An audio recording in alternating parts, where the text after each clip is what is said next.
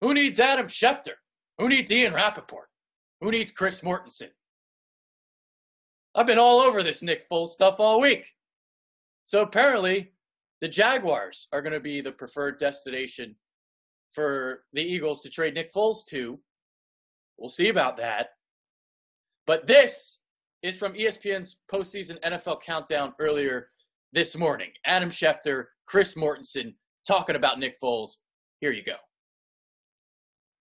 One of the biggest topics of the offseason is going to be where Foles lands. So what are you hearing? Well, here's the latest. It sounds like the Philadelphia Eagles are going to use their franchise tag on Nick Foles. The question is how they get there. They can pick up a $20 million option a week after this game, and Nick Foles then could buy back his freedom for $2 million, at which point the Eagles would franchise him. Or the Eagles simply could just save him the $2 million and just go ahead and tag him, never pick up the option and say, we're going to tag you right now. That's up to the two sides to figure out the best way to move forward. But the bottom line here is that the Eagles are expected to use their franchise tag on him, and they are expected to try to trade him so they can help dictate where he winds up. And where he winds up, I think what the Eagles would like to see something develop with the Jacksonville Jaguars, because John DeFilippo is now down there as the offensive coordinator. He was the Eagles quarterback coach a year ago when they won the Super Bowl.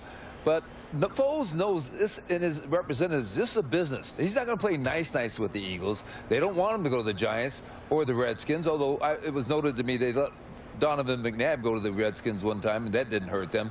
So it will be interesting to see how this plays out, but that's the goal, is not to let him go inside the division, and the Jaguars being hopefully the team that gets him. And what do you think? What's the draft pick? That's what I was going to tell you. It sounds like it's going to be a third-round draft pretty reasonable. pick. What they're looking for to get back for Nick Foles, a third.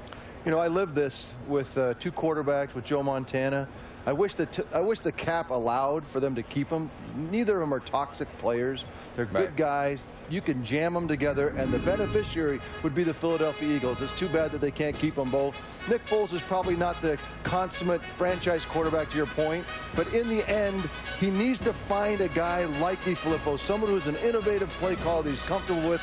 He is an amazing guy when it comes to extending on these innovative coaches like Doug Peterson. And so he's got to find, he's not the guy to go to a team and just take it and put on his back and take it over himself. So he's got to be careful where he ends up, but I certainly wish, like the old 49er days with Joe and myself, that they could stay together, fight it out, and the Eagles would be better for it. Obviously, what Chris Mortensen said there makes sense. You'd like to keep Nick Foles out of the NFC East if possible, even though the Eagles did do this thing with Donovan McNabb, traded him to the Redskins. But keeping Nick Foles away from the Giants, keeping him away from the Redskins, send him off to the AFC, where he really can't bother you.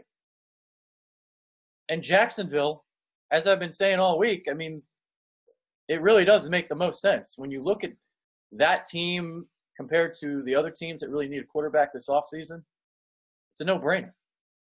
That's the spot where Nick Foles has the best chance to succeed and be successful. He's going to be reunited with John DeFilippo. You got the RPO passing game. Obviously, Nick Foles is a team guy. Doug Marrone is the guy that likes to run the ball right down your throat. He's one of the few that likes to run it more than you throw it these days. Nick Foles doesn't care how much you run the ball. He's not going to complain. He doesn't care if he doesn't throw it 20 times. And then they have that great defense, too. Nick Foles is going to kill it in Jacksonville. You run the ball, you run the ball, you run the ball, you do play action, you get the deep ball with Nick Foles, and he throws a beautiful deep ball. I think it's going to work. Now, this other thing about Adam Schefter reporting that the Eagles are only going to get a third-round pick out of this, we'll see. We'll see. If I know Howie Roseman the way I think I know Howie Roseman, I think he's looking to go bold with this. Like, if you're going to go through all of this hell to trade Nick Foles, and all you're going to get is a third, I just think Howie Roseman's is wired a little bit differently. So there is a difference, by the way, between the third and a compensatory third, Because that's like something that people were saying yesterday. Well, why don't they just go the compensatory route? Well, if you go the compensatory route, you're not getting the top 100 pick, and the Jags are picking high in the third round. So a late third instead of a high third, it does make a difference. It does. But, hey, you know what my trade proposal was. Nick Foles, a first and a fourth for Jalen Ramsey. If the Eagles really, really were interested in potentially acquiring Patrick Peterson before the trade deadline this year, well, if you want to go bold, you go Jalen Ramsey. I mean, again, the whispers are, he's not exactly the happiest. And he's a free agent at the end of the year. Sure, you'd be giving up stuff, just for 1 year of Jalen Ramsey, but the way that the Eagles have shown that they can re-sign players, I would take a chance on this. Jalen Ramsey would impact the defense tremendously. I know it's only like 5% chance of happening, but just throwing it out there.